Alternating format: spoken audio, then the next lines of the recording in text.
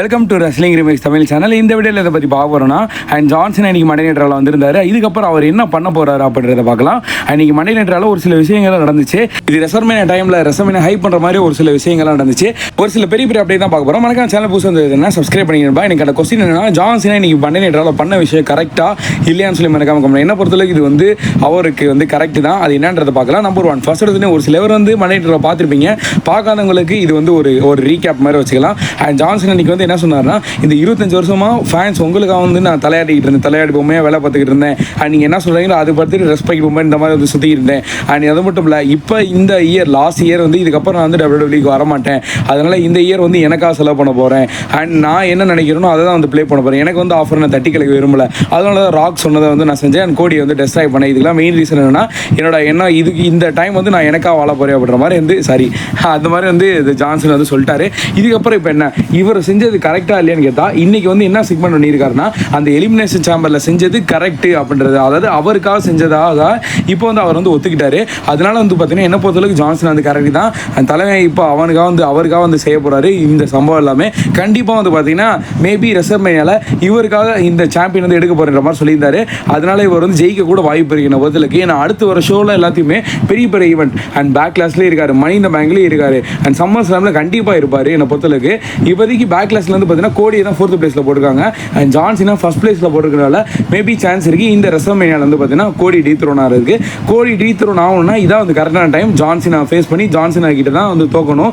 அந்த WrestleMania ஜான்சனா win பண்ணி title rice பண்ணார்னா உண்மையிலே வேற லெவலாக இருக்கும். இல்லைன்னு வச்சுக்கோங்களேன், கோடி தோக்கடிக்கிற அந்த அளவுக்கு ஆள் கிடையாது என்னை பொறுத்தளவுக்கு. ரோமன் ரைன்ஸ் இருக்கும் போதெல்லாம் அந்த அளவுக்கு அடுத்தடுத்து பெரிய பெரிய சூப்பர் ஸ்டார் வந்தாங்க. ஆனால் அவரால் டீத்ரோன் பண்ண முடியல. ஆனால் கோடி டீத்ரோன் பண்ணிட்டாரு.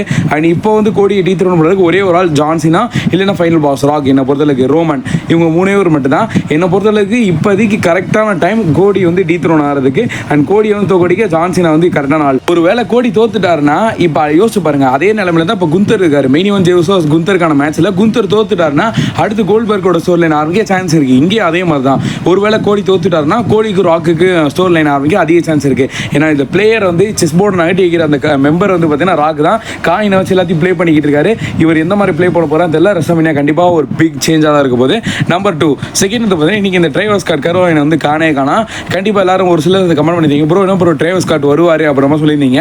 மெயினாக அவர் ஏன் வரலன்றதை நான் முக்கியமாக சொல்லிக்கிறேன். இன்றைக்கி நான் என்ன நினச்சேன்னா, ஜான்சனா பார்த்தீங்கன்னா இன்றைக்கி கோடி ட்ரெஸ் ஆகி போடுவார், ஏதாவது ஒரு சம்பவம் பண்ணார் நான் எதிர்பார்த்துக்கிட்டு இருந்தேன். ஆனால் ஜான்சனா இந்த எலிமினேஷன் சாம்பரில் எதுக்கு அந்த மாதிரி பண்ணுன்றது காரணம் தான் சொன்னார். அவர் சைடில் இருக்க காரணம் உண்மையில கரெக்ட் தான்.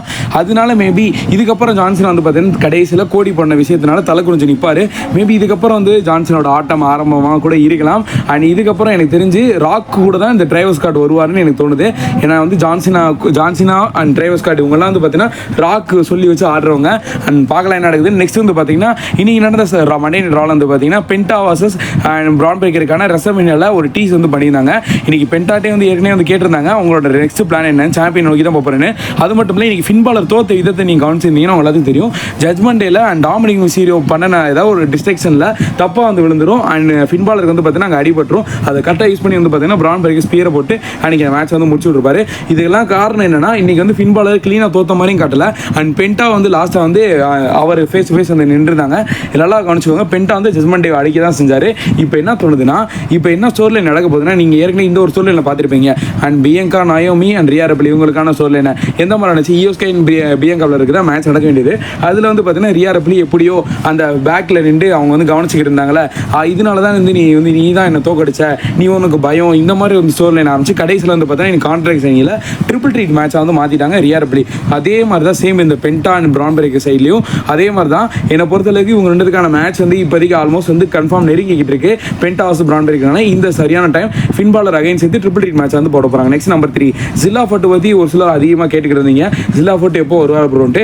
என்ன பொறுத்தளவுக்கு ஒரே ஒரு விஷயம் தான், ஜில்லா ஃபோர்ட் இதுக்கப்புறம் வர சான்ஸே கிடையாது நான் சொல்லுவேன். ஏன்னா எந்த சைடு நம்ம தேடி பார்த்தாலும் ஜில்லா ஃபோர்ட் WWE சேர்க்கறதுக்கு வாய்ப்பே கிடையாது. நம்ம எல்லாத்துக்கும் தெரியும், போன year bloodline storyline ஓடிக்கிருந்துச்சு. Bloodline versus bloodline 2.0 storyline. அதில் கூட நம்ம எதிர்பார்த்துக்கணும் ஜில்லா ஃபோர்ட் வருவார். ஆனால் WWE இருக்கிற ஆளை வச்சு மெயின்டைன் பண்ணி சிஎம் பங்கு வச்சு பார்த்தீங்கன்னா ஸ்டோர் லைனை அப்படியே மாற்றிட்டாங்க. இப்போ பால்கி வச்சு ஸ்டோர் லைன் போய்க்கு சிஎம் பங்கன் ரோமன்.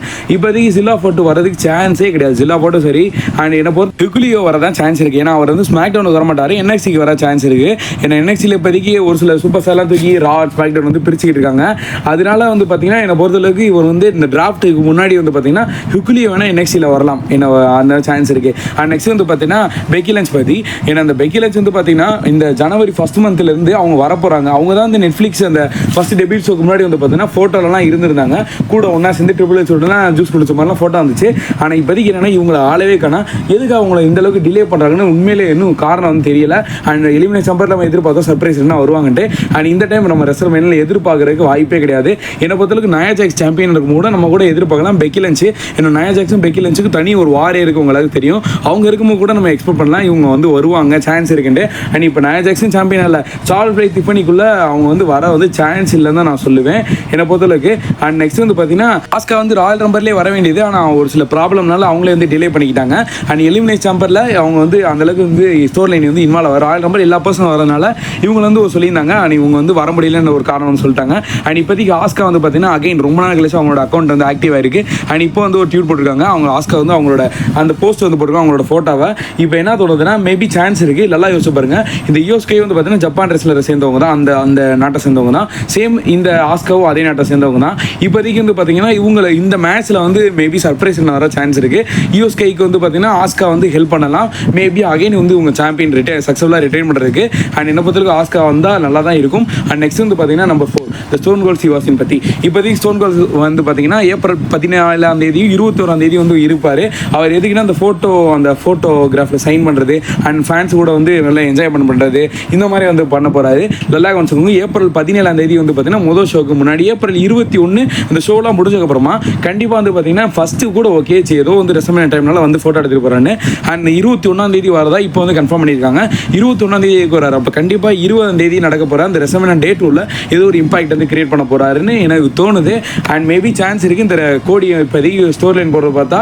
அண்ட் கோடி ஹெல்ப் பண்ண ஸ்டோன் கோல்ட் சிவாசின்னு வரலாம். ராக்கு அண்ட் ஜான்சினா வந்து டெஸ்ட்ராய் பண்ணலாம். ஆனால் என்னை பொறுத்தளவுக்கு நான் கோடி ஃபேன்ஸ் வந்து தப்பாக சொல்ல.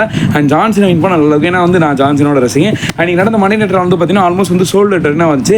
ஃபேன்ஸ் எல்லாரும் கத்தி குமிச்சிட்டாங்க. உண்மையிலே ஃபேன்ஸ் அந்தளவுக்கு வந்து என்ஜாய் பண்ணாங்க யூரோப்பியன் மக்கள். அண்ட் அது மட்டும் இல்லை, இந்த மணி நேரத்தில் இன்னொரு விஷயம் நடந்துச்சு. அண்ட் இந்த எல்டபிள்யூக்குள்ளேயே ஒரு சில, அதாவது அமெரிக்கன் மேடில் சேர்ந்தவங்க அவங்க மாஸ்க்கை போட்டு வந்து பார்த்தீங்கன்னா சாட் கேபிள் தான் அடிக்கிறாங்க அப்படின்ற மாதிரி வந்து ராமஸ்டிடியோ டிராகன்லி வந்து குறை சொல்லிக்கிட்டே இருக்காங்க அமெரிக்கன் மேலே பார்த்து. ஆனால் அவங்க சொல்கிறாங்க இது சாட் கேபிள் கிடையாதுன்னு. சாட் கேபிள் நீங்கள் வந்திருந்தாரு, ஆனால் அவங்கள பார்த்து ஓட தான் செஞ்சு தான் தவிர திருப்பி வந்து அடிக்கவே இல்லை. இதெல்லாம் வந்து பார்த்தீங்கன்னா ரே ஃபினிக்ஸோட ட்ரீஸாக தான் இருக்கும். அண்ட் ரே ஃபினிக்ஸ் வந்து பார்த்தீங்கன்னா மார்ச் 31 நடக்க போகிற மண்டே நைட்டெல்லாம் வரப்போகிறான்னு சொல்கிறாங்க. மேபி வந்து இது அகைன் டீஸாக நடந்து அவரே வந்து வரலாம். அண்ட் அமெரிக்கன் அதாவது சாட் கேபிளும் அண்ட் ரே ஃபினிக்ஸும் ஒன்றா வந்து ஃபேஸ் டு ஃபேஸ் நிற்கலாம். அதை பார்த்து வந்து எல்டபிள்யூ வந்து கன்ஃபார்ம் பண்ணலாம் இது வந்து ரே ஃபினிக்ஸ்ண்டு. அண்ட் நெக்ஸ்ட் வந்து பார்த்தீங்கன்னா செத் ஃப்ரீக்கி ராலன்ஸ் பற்றி.